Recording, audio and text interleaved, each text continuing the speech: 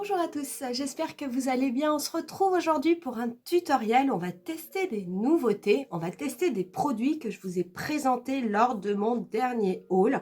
J'ai vraiment hâte de vous les montrer et on va surtout tester cette fameuse palette, la Color Clash, qui est cette palette-ci. Je vous la remontre avec des couleurs, avec des finis extrêmement différents, des couleurs. Il va y avoir certaines couleurs neutres et puis des petites couleurs flashy. En plus, mon pull ressemble un petit peu à la couleur violette qui est dans la palette. En tout cas, cette petite palette, elle coûte 16 euros. Je l'ai déjà, comment dire, swatché. Je vous ai montré quelques swatchs. Je l'ai déjà essayé. Il y a des petites surprises, je vous le dis. Donc, on va faire un tutoriel avec ça. On va en profiter pour utiliser d'autres produits que j'avais achetés, que je vous avais présentés pendant mon bilan des journées Gold. Donc, entre autres, le nouveau mascara de chez Sephora, le Full Loading. Mes sourcils, je les ferai avec mon petit Graphic Brows de chez Zoeva parce que franchement, à moins de 10 euros, j'ai l'impression qu'il est pas mal.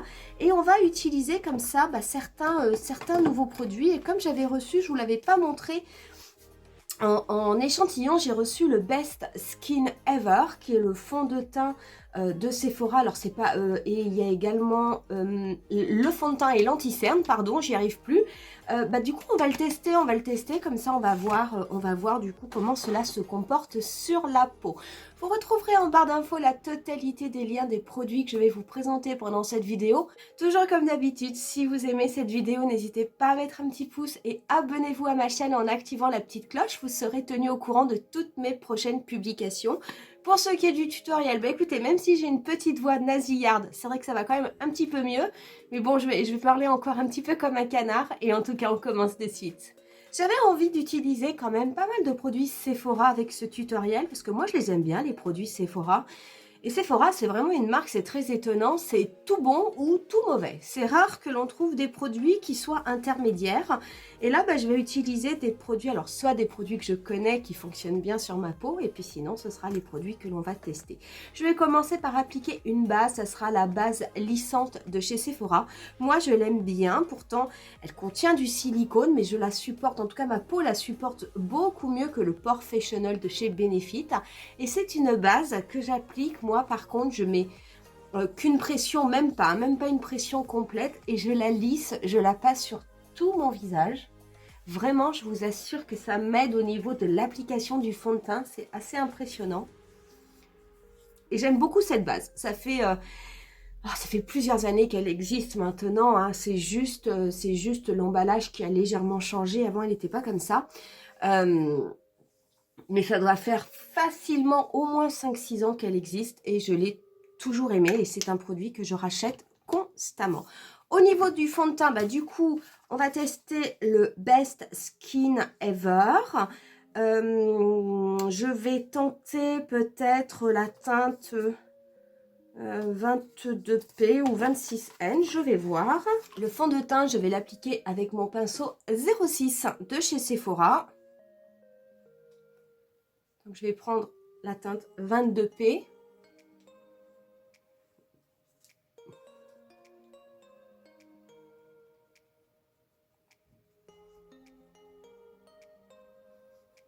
Et ça va pour la couleur.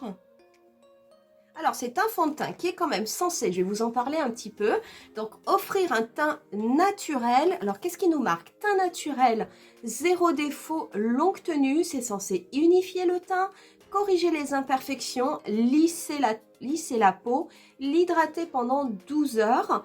Donc, ça a l'air d'être pas mal. Au niveau de la couvrance, alors on n'est pas du tout sur une couvrance totale, c'est clair. C'est pas vendu pour, donc c'est pas gênant. Alors moi j'aime bien le fond de teint. Je veux dire, j'aime bien le fond de teint, alors ne faites pas attention si vous voyez parce que j'ai le nez qui est quand même pas mal irrité vu que je me suis beaucoup mouchée. Donc j'ai encore quelques petites peaux, donc c'est vrai que ça peut faire peut-être bizarre à la caméra. J'aime bien le fond de teint, déjà la teinte elle est bonne, donc moi la teinte c'est la 22P, il n'y a pas de démarcation, ça s'applique bien. C'est vrai que c'est une couvrance qui est naturelle, mais par contre on a quand même un teint qui est amélioré, je veux dire on a l'impression qu'il y a un petit peu moins d'imperfections.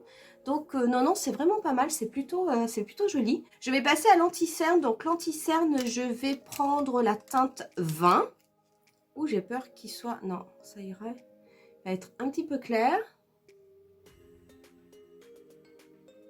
Et je vais l'appliquer avec mon pinceau 57, le Pro Airbrush Concealer.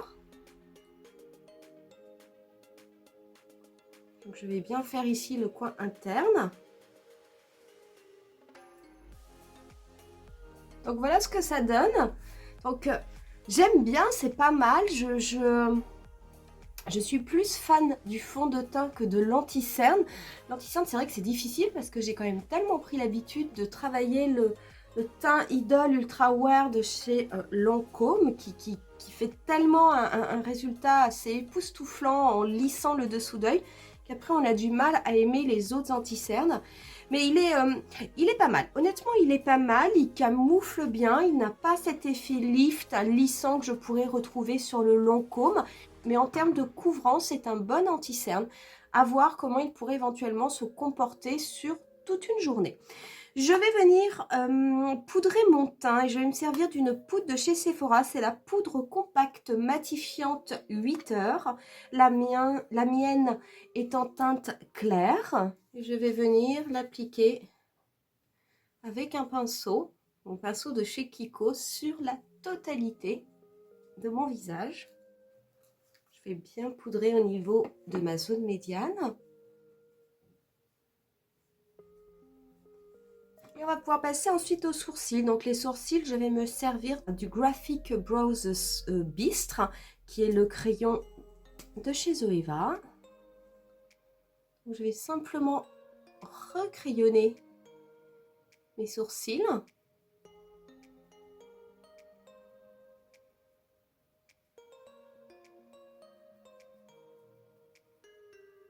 Je vais ensuite me servir de la brosse, simplement pour les repeigner. Oh là là, j'adore ces petites brosses qui sont extrêmement fines et qui accrochent très très bien tous les cils.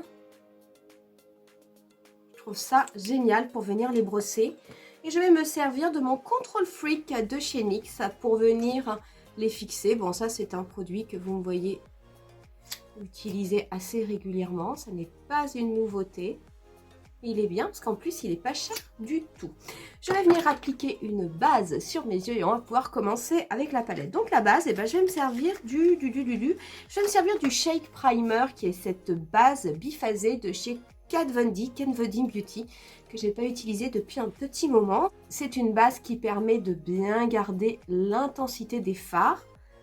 Elle est par contre extrêmement liquide, extrêmement casse-pied à appliquer. J'ai toujours l'impression que je m'en mets de partout, sauf sur la paupière. Ça, c'est un très très vieux pinceau de chez Sephora qui a plus de 20 ans, qui n'existe plus, mais c'est un grand pinceau plat. Je vais simplement venir prélever la teinte Canvas, qui est une teinte claire, mate, et je vais venir l'appliquer au niveau de ma paupière fixe, de façon à ce que ce soit uniformisé. Je me sers de ce grand pinceau plat parce que du coup, bah, c'est quand même beaucoup plus facile pour en appliquer de partout. Je vais venir prendre ensuite un pinceau 228 de chez Zoeva. Je vais venir prélever la teinte Crease. Alors, je ne sais pas si c'est très poudreux ou pas, j'en sais rien du tout en fait. Et je vais venir la dégrader au niveau de mon pli paupière. Donc je vais baisser ma tête, vous savez, c'est ma technique. Je baisse ma tête de façon à ce que ma paupière soit bien tendue. Je me mets au niveau de mon creux paupière et je fais des mouvements de va-et-vient. Et de légers mouvements circulaires. Du coup, quand je me relève, bah, j'ai ma forme qui est faite avec la teinte Crease. Donc, c'est très très léger, mais c'est normal. Je veux dire, ça va être juste une teinte de transition. Donc, j'ai pas du tout envie qu'elle soit extrêmement marquée. J'ai plutôt envie qu'elle soit bien positionnée.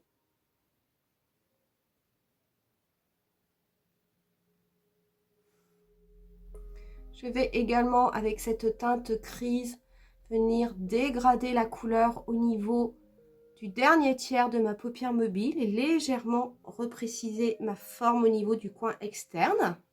Je vais prendre ensuite un pinceau MAC 217 et je vais venir prélever la couleur Deeper,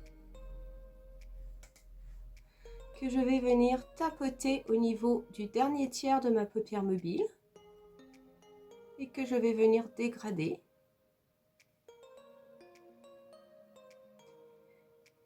Et une fois que je l'ai bien dégradé au niveau, c'est très très joli, ça marque bien en tout cas, ça marque bien, il n'y a pas énormément de, il n'y a pas de chute en tout cas, pas pour le moment. Donc en dégradant la couleur Deeper, je vais également la dégrader sur l'extérieur de mon maquillage pour venir intensifier vraiment tout le coin externe. Et après, quand j'aurai bien dégradé, je me servirai de ce qui reste sur mon pinceau pour venir faire des mouvements de va-et-vient et légèrement intensifier mon pli paupière, mais cette fois-ci mon pli paupière naturel. Donc je prends mon temps, j'estompe. C'est une teinte neutre, hein, donc il n'y a pas de difficulté particulière. Les couleurs marquent très très bien. Vraiment une très très jolie palette, en tout cas pour le moment. Et je vais, voilà, je me sers de ce qui reste sur mon pinceau pour venir simplement dégrader le reste de couleur au niveau de mon pli paupière naturel. Je vais venir prendre ensuite un pinceau Zoeva 234 et je vais prélever la teinte Illuminator. Alors, sec, je vais voir si c'est suffisant. Je vais venir l'appliquer au niveau... Oh, ça devrait aller. Je vais venir l'appliquer au niveau de ma paupière mobile. Je vais bien la dégrader au niveau de mon pli paupière. Donc, je vais l'appliquer sur toute ma paupière mobile.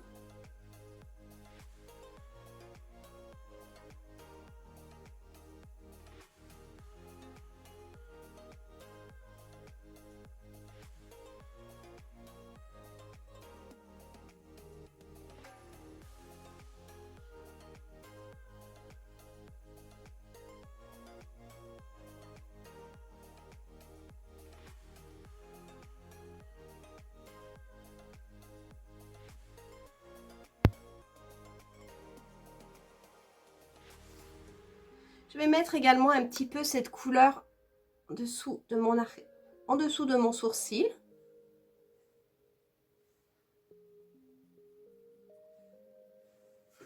Je vais en mettre aussi au niveau de mon coin interne.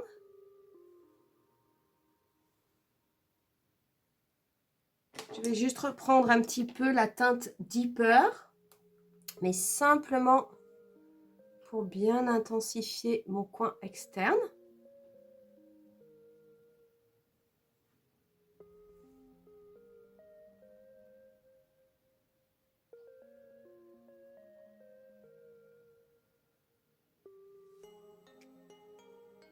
Je vais venir ensuite prélever la teinte Agitator, donc cette superbe teinte violette. Donc je vais prendre un pinceau assez fin, je vais prendre un 230 de chez Zoeva. Je vais venir l'appliquer en fait sur la totalité de mon ras de cils inférieur. C'est une très très belle teinte. Alors, je vais d'abord venir la déposer, un peu en la tapotant. Je viendrai la dégrader juste un tout petit peu après. Là, pour le moment, voilà.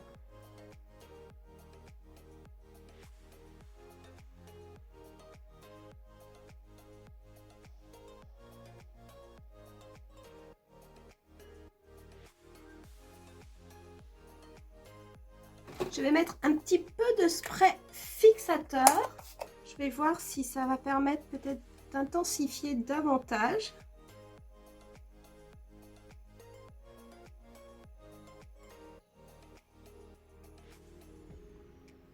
Et au niveau de mes muqueuses, je vais mettre un crayon noir. Donc muqueuse inférieure et supérieure.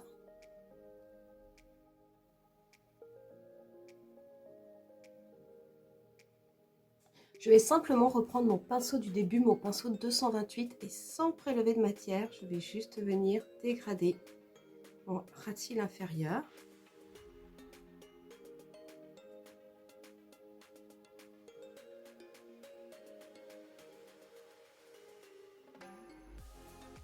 Voilà.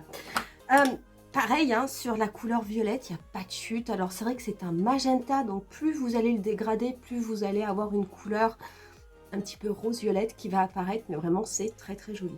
On va venir mettre le mascara. Donc, on va se servir du Full Loading de chez Sephora, qui est ce mascara qui est censé apporter volume, longueur et courbe. Moi, je l'ai pris en noir. Donc, on est sur une brosse en fibre assez grosse, mais ça va. Donc, on va voir ce que cela donne. C'est vrai que ces mascaras qui font un petit peu tout, ça fonctionne pas toujours très très bien, mais bon, on sait jamais.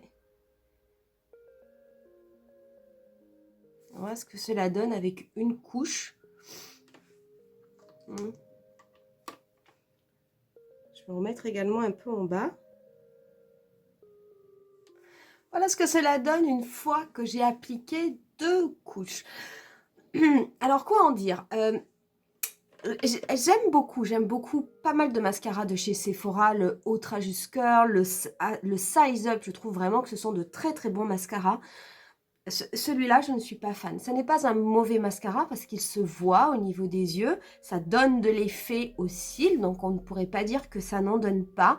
Mais voilà, souvent ces mascaras qui font un peu tout, qui font et le volume et la courbe et la longueur, et ben au final, ils font pas grand-chose.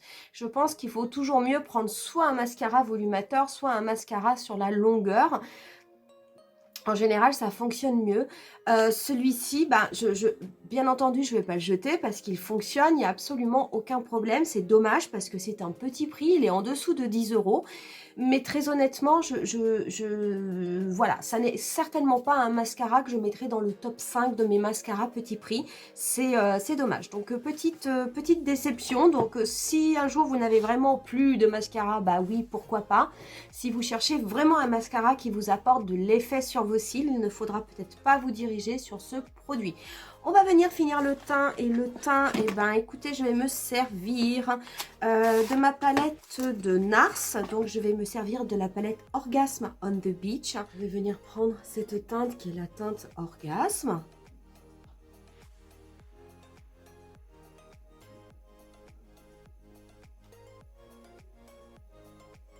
Donc, c'est une teinte qui est irisée.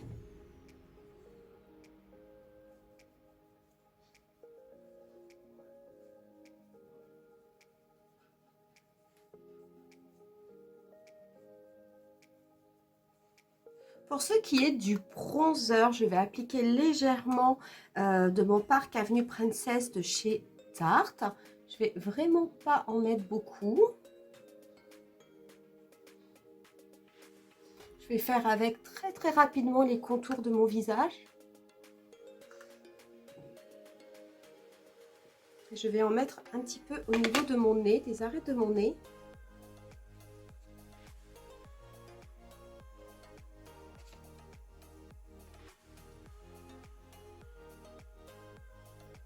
Pour l'highlighter, je vais me servir de ma palette de chez Too Faced, la Turn Up the Light. Moi, la mienne, elle est en teinte médium. C'est une palette que j'aime beaucoup. Je vais venir prélever l'highlighter. Donc, je vais prendre un pinceau assez fin pour une fois. Je vais prendre le glow. Je ne vais pas prendre le dazzle. Je vais prendre le glow. Je vais appliquer au niveau de l'arête de mon nez, sur le haut de l'arête de mon nez, un petit peu au bout du nez. On va mettre sur l'arc de Cupidon. Et je vais très très légèrement en mettre au niveau du coin externe de mon œil. Je vais le dégrader avec mon blush. Mais vraiment, j'en mets pas beaucoup, hein. Pour ce qui est des lèvres, je vais appliquer quelque chose d'assez léger parce que je veux vraiment que l'accent reste au niveau du ras de cils inférieur qui est fait avec cette couleur magenta. Je vais prendre un produit qui n'est pas un produit nouveau, c'est un Dior Addict, c'est un Stellar Gloss. Le mien, c'est la teinte Diorama, le 785.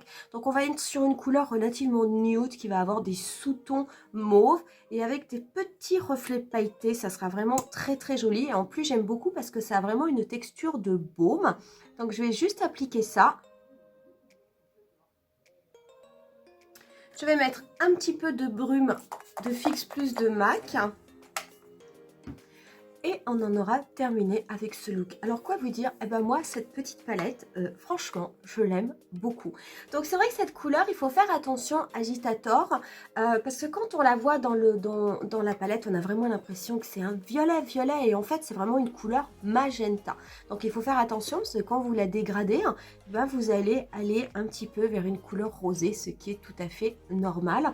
Mais vous pouvez tout à fait déposer un crayon dessous si vous voulez et appliquer par-dessus le fard ou mettre une base noire. Enfin, il y a quand même pas mal d'autres techniques. À part ça, elle est bluffante cette palette. Honnêtement, elle est bluffante. Je n'ai absolument aucune chute. On a utilisé plusieurs types de fards. J'ai utilisé les fards mat, j'ai utilisé un fard nacré et j'ai utilisé ce fard qui est quand même d'une couleur assez intense. Donc par contre, c'est comme le bleu, si jamais ça vous tache dessous la paupière, c'est irrattrapable.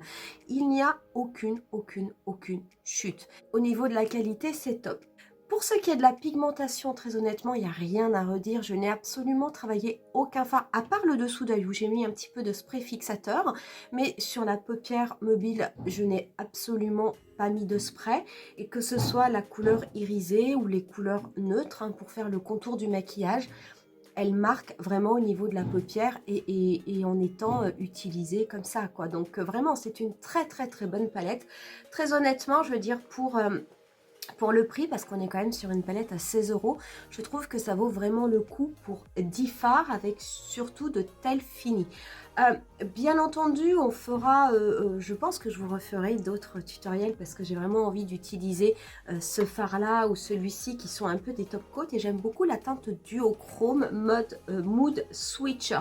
D'ailleurs, ces teintes-là, je suis allée regarder le Finalizer et le Always Right qui sont ces teintes ultra métallisées que je vous avais montré lors de mon haul.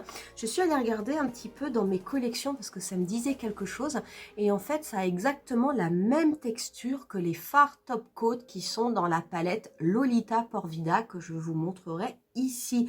Donc si vous avez la palette Lolita Porvida et que vous aimez ce type de fard, et sachez que ces fards là qui sont dans la palette de Sephora sont exactement les mêmes. Au niveau des nouveautés, pareil, que j'ai utilisé, j'aime bien j'adore le petit crayon de chez Zoeva pour les sourcils. Franchement, il coûte moins de 10 €, donc il est vraiment top. Par contre, voilà, c'est vrai que le mascara, ce sera une petite déception. Malheureusement, c'est un mascara, voilà, point, mais je ne trouve pas que ça fasse un effet exceptionnel sur les cils. Pour ce qui est du fond de teint et de l'anti-cerne qu'on a essayé, écoutez, il est pas mal. J'ai bien aimé le fond de teint, j'aime un petit peu moins l'anti-cerne, mais je vous ai expliqué pourquoi. Mais en tout cas, en termes d'application, de couleur, de couvrance, ça fonctionne. Mais franchement, c'est pas mal. Et pareil, je veux dire, ce sont des fonds de teint anti-cerne qui sont à des prix relativement bas. Donc, ça peut être aussi une très bonne alternative. Voilà pour ce qui est de ce tutoriel. J'espère en tout cas que ça vous aura plu. Qui sait, si vous avez cette petite palette, c'est peut-être un look un peu comme ça que vous ferez pour vos fêtes. En tout cas, si vous l'avez, n'hésitez pas à me dire en commentaire ce que vous en pensez, si c'est une palette que vous aimez ou au contraire si c'est une palette dont vous regrettez l'achat. Moi, je vous laisse avec quelques photos du look final. Comme d'habitude, je vous dis rendez-vous à très bientôt pour une nouvelle vidéo. Bye!